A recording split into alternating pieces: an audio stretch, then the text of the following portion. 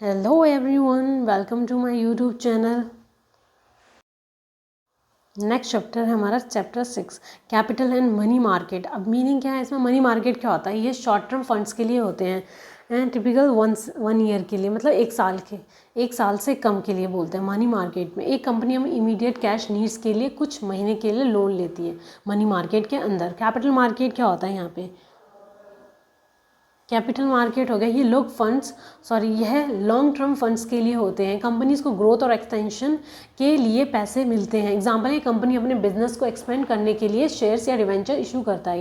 ये हमारा capital market इसके लिए लॉन्ग टर्म के लिए यूज़ होता है, जिसमें हम शेयर्स की बात करते हैं। कि सिक्योरिटीज़ मार्केट, अब सिक्योरिटीज़ मार्केट क्या होता है? यह एक ब्रॉड टर्म है जिसमें बायर्स, सेलर्स और इंस्टीट्यूशंस आते हैं जो सिक्योरिटीज़ के सेल और रीसेल को फैसिलिटेट करते हैं।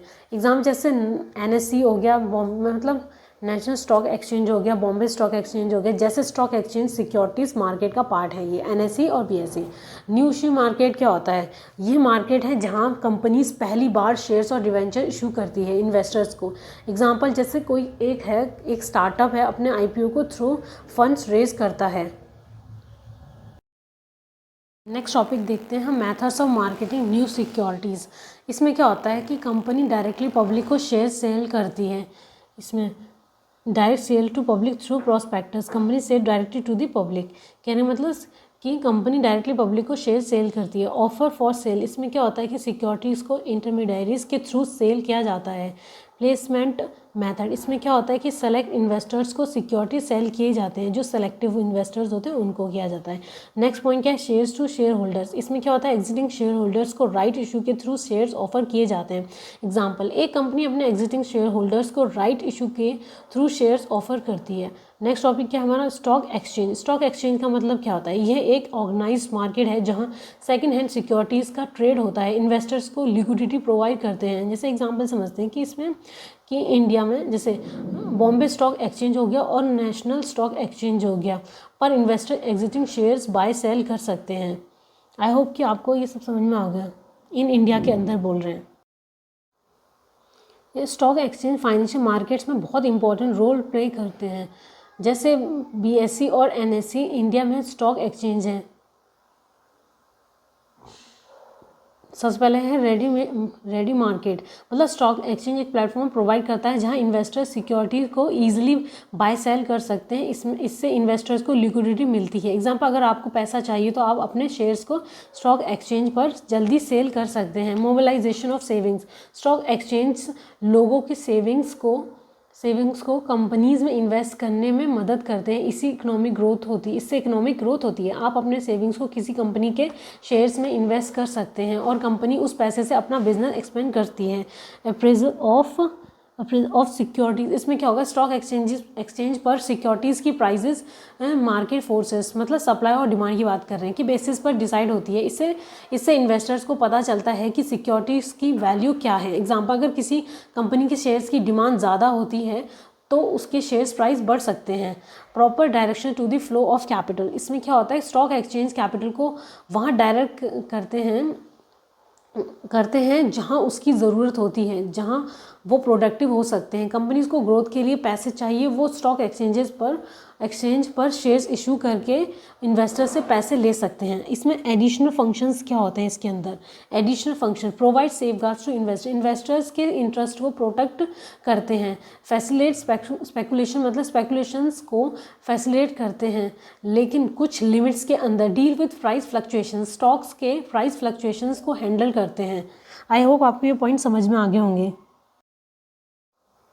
अब इसमें देखते हैं कि स्टॉक एक्सचेंज एक कंट्री की इकोनॉमिक एक्टिविटी का बैरोमीटर है। इसका मतलब है कि स्टॉक मार्केट की परफॉर्मेंस से पता चलता है कि इकॉनमी कैसा परफॉर्म कर सकता है। अब जैसे इसमें पोजीशन ऑफ डिमांड सप्लाई, इसमें प्राइस फ्लक्चुएशन के कॉजेज क्या हो सकते हैं? डिमांड, सबसे पहले क्या होगा? Position of demand and supply. Demand और सप्लाई के बैलेंस से सिक्योरिटी प्राइस डिसाइड होती है। अगर डिमांड ज़्यादा है और सप्लाई कम तो प्राइस बदलते हैं। अगर किसी कंपनी के शेयर्स की डिमांड ज़्यादा है तो उसके शेयर्स प्राइस बढ़ेंगे।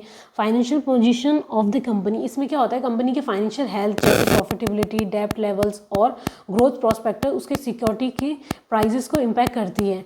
स्पेकुलेटिव प्रेशर क्या होता है? स्पेकुलेटर की एक्टिविटी से प्राइस फ्लक्चुएशंस हो सकती है। स्पेकुलेटर एंटिसिपेटेड प्राइस मूवमेंट से प्रॉफिट कमाने की कोशिश करते हैं। एग्जांपल, अगर स्पेकुलेटर को लगता है कि किसी कंपनी के शेयर्स का प्राइस बढ़ेगा तो वे उसके शेयर्स खरीदेंगे। एक्शंस ऑफ फाइनेंशियल इंस्टीट्यूशन क्या होता है? फाइनेंशियल इंस्टीट्यूशंस के डिसीजंस और एक्शंस जैसे लार्ज क्वांटिटीज़ में सिक्योरिटीज़ खरीदना या बेचना प्राइजेस को इम्पैक्ट कर सकता है। अब बैंक रेट क्या होता है? बैंक रेट में चेंजेस से बोरोइंग्स कॉस्ट इम्पैक्ट होती है जो कंपनीज के फाइनेंशियल्स और सिक्योरिटीज़ प्राइजेस को अफेक्ट करता है। अगर देखो, जैसे एग्जाम्पल समझते हैं कि अगर बैंक रेट बढ़ता है तो कंपनीज के लिए बोरिंग्स महंगा हो जाता है, जैसे उनके प्रॉफिट्स और शेयरिंग प्राइजेस को इम्पैक्ट हो सकता है। Changes in company management, company के मैनेजमेंट में चेंजेस से इन्वेस्टर्स कॉन्फिडेंस इम्पैक्ट हो सकता है, कॉन्फिडेंस को इम्पैक्ट हो सकता है और सिक्योरिटी प्राइजेस को भी। अगर किसी कंपनी को सीईओ चेंज होता है और नए सीईओ की रेपुटेशन अच्छी नहीं है तो इन्वेस्टर्स को कॉन्फिडेंस कम हो सकता है और वो शेयर प्राइस गिर सकता है। अब जैसे इन्वेस्टर्स क्या होता है? इसमें इन्वेस्टर्स सिक्योरिटीज़ खरीदते हैं ताकि उन्हें अपने इन्वेस्टमेंट पर फेयर रिटर्न मिले। वह सिक्योरिटीज़ को लंबी अवधि के लिए रखते हैं और सेफ्टी और रेगुलर इनकम पर फोकस करते हैं। एग्जांपल, अगर आप किसी कंपनी के शेयर्स 10 साल के लिए इन्वेस्ट करते हैं ताकि आपको डिविडेंड और लॉन्ग टर्म ग्रोथ में मिले तो आप इन्वेस्टर हैं। स्पेकुलेटर्स क्या होते हैं? स्पेकुलेटर्स सिक्योरिटी में प्रॉफिट कमाने के लिए डील करते हैं।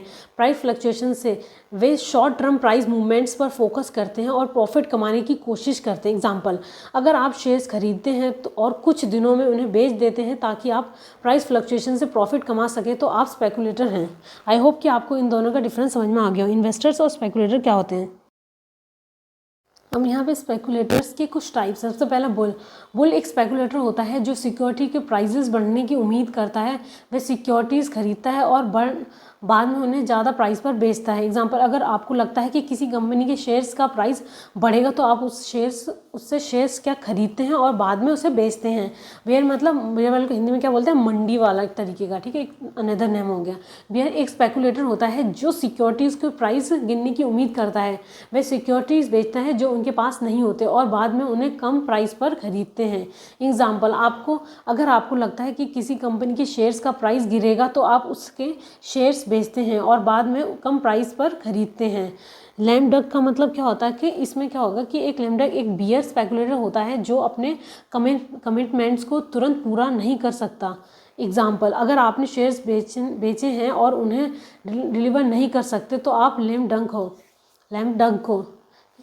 स्टैक का मतलब यहाँ पे क्या है? स्टैक एक स्पेकुलेटर होता है जो न्यू इश्यूज़ के शेयर्स के लिए अप्लाई करता है और उन्हें प्रीमियम पर बेचने की उम्मीद करता है। एग्जांपल, अगर आप न्यू इशू के शेयर्स के लिए अप्लाई करते हैं और उन्हें लिस्टिंग के बाद प्रीमियम पर बेचते हैं तो आप स्टैक हैं। सेबी मतलब सेबी का मतलब क्या है? The securities and exchange board of India, SEBI. अब इसके बारे में पढ़ते हैं। सेबी एक रेगुलेटरी बॉडी है जो इंडिया में सिक्योरिटीज़ मार्केट को ओवरसी करता है। इसका मतलब है कि सेबी सिक्योरिटीज़ मार्केट्स के रूल्स और रेगुलेशन को बनाता है और उन्हें फॉलो करने की जिम्मेदारी भी लेता है। एग्जांपल, जैसे ट्रैफिक पुलिस रोड्स पर ट्रैफिक को रेगुलेट करते हैं वैसे ही सेबी सिक्योरिटीज़ मार्केट्स को रेगुलेट करते हैं। जो सिक्योरिटीज़ वाले मार्केट हैं उनको रेगुलेट करते हैं। सेबी के फंक्शंस क्या क्या होते हैं? सबसे पहले इसका क्या है function? Protecting the interest of investors in securities. इनमें क्या होगा? इन्वेस्टर को प्रोटेक्शन देना, मतलब सेबी इन्वेस्टर्स के इंटरेस्ट को प्रोटेक्ट करता है। इसका मतलब है कि सेबी इंश्योर करता है कि इन्वेस्टर्स को फेयर ट्रीटमेंट मिले और उनके राइट्स का ध्यान रखा जाए। अगर कोई कंपनी इन्वेस्टर्स को गलत इन्फॉर्मेशन देती है तो सेबी उस कंपनी के अगेंस्ट एक्शन ले सकता है। नेक्स्ट पॉइंट क्या है? Promoting the development of the securities market, मतलब मार्केट डेवलपमेंट की बात करें। सेबी सिक्योरिटीज़ मार्केट के डेवलपमेंट को प्रमोट करता है। इसका मतलब है कि सेबी मार्केट को ग्रो करने के लिए नए रूल्स और इनिशिएटिव लाते हैं। एग्जांपल, सेबी ने डेरिवेटिव्स मार्केट को प्रमोट करने के लिए कुछ रूल्स बनाए हैं। अब नेक्स्ट पॉइंट क्या है हमारा? Regulating the business in stock exchanges and other securities markets. Means कि मतलब रेगुलेशन की बात यहाँ पे क्या हो रही है, सेबी स्टॉक एक्सचेंजेस और अदर सिक्योरिटीज़ मार्केट्स को रेगुलेट करता है। इसका मतलब है कि सेबी इंश्योर करता है कि मार्केट में फेयर प्रैक्टिसेस हो और ट्रांसपेरेंसी भी बनी रहे। एग्जांपल, सेबी स्टॉक एक्सचेंजेस को रेगुलेट करता है ताकि मार्केट में मैनिपुलेशन ना हो। नेक्स्ट पॉइंट क्या है हमारा, ensuring fair practices and transparency in the securities markets, मतलब फेयर प्रैक्टिसेस होनी चाहिए। सेबी इंश्योर करता है कि सिक्योरिटीज़ मार्केट में फेयर प्रैक्टिसेस हो और ट्रांसपेरेंसी बनी रहे। इसका मतलब है कि सेबी मार्केट में इनसाइडर ट्रेडिंग और अदर अनफेयर प्रैक्टिसेस को रोकने के लिए काम करता है। अगर कोई कंपनी के ऑफिशियल कंपनी के शेयर्स को बेचते हैं बिना प्रॉपर डिस्क्लोजर के, तो सेबी उसके अगेंस्ट एक्शन ले सकता है। आई होप आपको ये सेबी के बारे में समझ में आ गया होगा।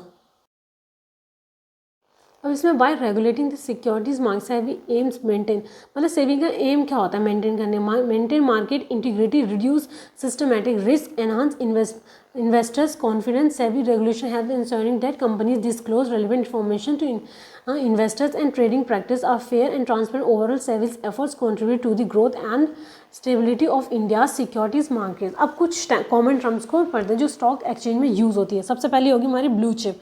ब्लू चिप्स मतलब क्या होता है यहाँ पे, ब्लू चिप्स उन कंपनीज़ के शेयर्स होते हैं जो फर्स्ट क्लास हैं और कंसिस्टेंटली हाईली रिटर्न्स देते हैं। Example, Tata consultancy services, Infosys और रिलायंस की कुछ कंपनीज हो गई, मतलब रिलायंस की कंपनी को ब्लू चिप स्टॉक माना जाता है क्योंकि वह वेल इस्टेब्लिश हैं और अच्छे रिटर्न्स देते हैं। नेक्स्ट टॉपिक है हमारा ग्रोथ स्टॉक।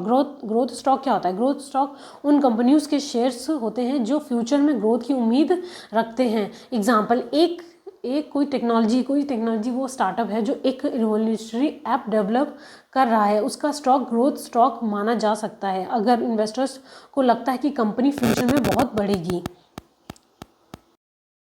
नेक्स्ट हमारा क्या, गिल्ट एज सिक्योरिटीज़ गवर्नमेंट द्वारा जारी की जाती है। ये बहुत सेफ इन्वेस्टमेंट्स माना जाता है क्योंकि इनके पीछे गवर्नमेंट का सपोर्ट होता है। एग्जाम्पल, गवर्नमेंट बॉन्ड्स और treasury bills gilt edge security के एग्जाम्पल हैं। अब नेक्स्ट पॉइंट है कर्ब डीलिंग। स्टॉक एक्सचेंज के ऑफिशियल ट्रेडिंग आवर्स के बाद मेंबर्स के बीच सिक्योरिटीज़ के डीलिंग्स होते हैं। अगर दो ब्रोकर्स मार्केट बॉन्ड होने के बाद शेयर्स खरीदने बेचने का एग्रीमेंट करता है तो ये कर्ब डीलिंग माना जाएगा। फिर नेक्स्ट टॉपिक है हमारा पेपर प्रॉफिट। पेपर प्रॉफिट का मतलब क्या है यहाँ पे, पेपर प्रॉफिट एक अनरियलाइज्ड प्रॉफिट होता है जो आपके अपने शेयर्स पर मिलता है लेकिन आपने अभी तक उस शेयर्स को सेल नहीं किया है। अगर आपने एक शेयर 100 में ख़रीदा है और उसका करंट मार्केट प्राइस 150 है तो आपका पेपर प्रॉफिट 50 है। नेक्स्ट टॉपिक रैली मतलब मार्केट में एक रिस्क राइज होता है जो अक्सर मार्केट गिरने के बाद होता है। अगर मार्केट एक दिन में शार्पली गिर गया हो बाद में न्यूज़ की वजह से और फिर अगले दिन इन्वेस्टर्स के बाइंग के वजह से मार्केट रिकवर हो जाता है तो ये रैली माना जाएगा। यहाँ पे रिस्क मतलब है कि तेज़ी से या जल्द से होना, मार्केट के कंटेंट्स में है। रिस्क राइज का मतलब है कि मार्केट में तेज़ी से बढ़ना जहाँ प्राइसेस थोड़ा समय में ही सिग्निफिकेंट अमाउंट से बढ़ जाते हैं। ये जो है मतलब these terms help investors in understand various aspects of the stock market and make informed decisions. I hope कि आपको ये सारे पॉइंट समझ में आ गए हैं। अब एक्सप्लेनेशन ऑफ टर्म, सबसे पहले क्या, उल्टा बदला। इसमें क्या होता है, ये टर्म बैकवर्डेशन के लिए यूज़ होता है। इसमें बियर का मतलब मैंने समझाया था, जो उम्मीद करता है किसी चीज़ की जिसमें मार्केट गिरे, मतलब तेज़ी से गिरे। बुल स्पेकुलेशन का मतलब क्या बताया था मैंने, जो मार्केट में बदलने की उम्मीद करता है, मार्केट बढ़ने में, और वो क्या, गिरने में, ये बढ़ने में। इंक्रीज़ में और डिक्रीज़ में, क्या, बियर डिक्रीज़ में और बुल इंक्रीज़ में। ठीक है, को चार्ज देना पड़ता है। इनको क्या करना होता है, कुछ चार्ज। अगर आपको लगता है कि मार्केट गिरेगा और आप शेयर्स बेचते हैं लेकिन आपके पास शेयर्स नहीं है तो आपको बुल स्पेकुलेटर को चार्ज देना पड़ सकता है। नेक्स्ट टॉपिक क्या है हमारा, म्यूचुअल फंड्स एक तरह का फाइनेंशियल इंटरमीडियरी है जो छोटे इन्वेस्टर के पैसे को पूल करता है और उन्हें वेरियस सिक्योरिटीज़ में इन्वेस्ट करता है। अगर आप 10,000 म्यूचुअल फंड्स में इन्वेस्ट करते हैं तो म्यूचुअल फंड कंपनी उस पैसे को डिफरेंट शेयर्स और सिक्योरिटी में इन्वेस्ट करता है। म्यूचुअल फंड्स इन इंडिया में 1964 में UTI मतलब यूनिट ट्रस्ट ऑफ इंडिया के इस्टेब्लिशमेंट के साथ शुरू हुए थे। इसका इसका मुख्य उद्देश्य क्या, इसका मेन फंक्शन क्या था, लोगों के सेविंग्स को मोबिलाइज करके प्रोडक्टिव इन्वेस्टमेंट में लगाना। जैसे एग्जांपल, यूटीआई ने लोगों को एक प्लेटफॉर्म दिया जहां पे अपने सेविंग्स को इन्वेस्ट कर सकते थे और रिटर्न्स पा सकते थे। आई होप कि आपको ये सारे पॉइंट समझ में आ गए होंगे।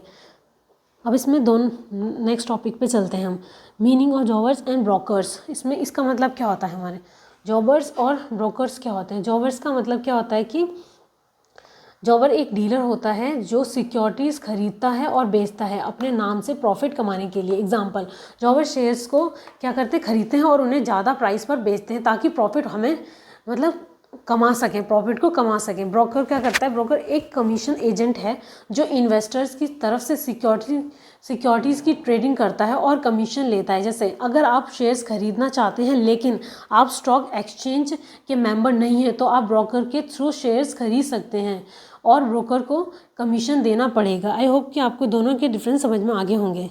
अगर आपको कोई टॉपिक समझ में नहीं आया है तो आप मुझे कमेंट सेक्शन में पूछ सकते हो। आज की वीडियो में बस इतना ही। Don't forget to like, share and subscribe. Thank you. और अपने फ्रेंड्स के साथ भी शेयर करें।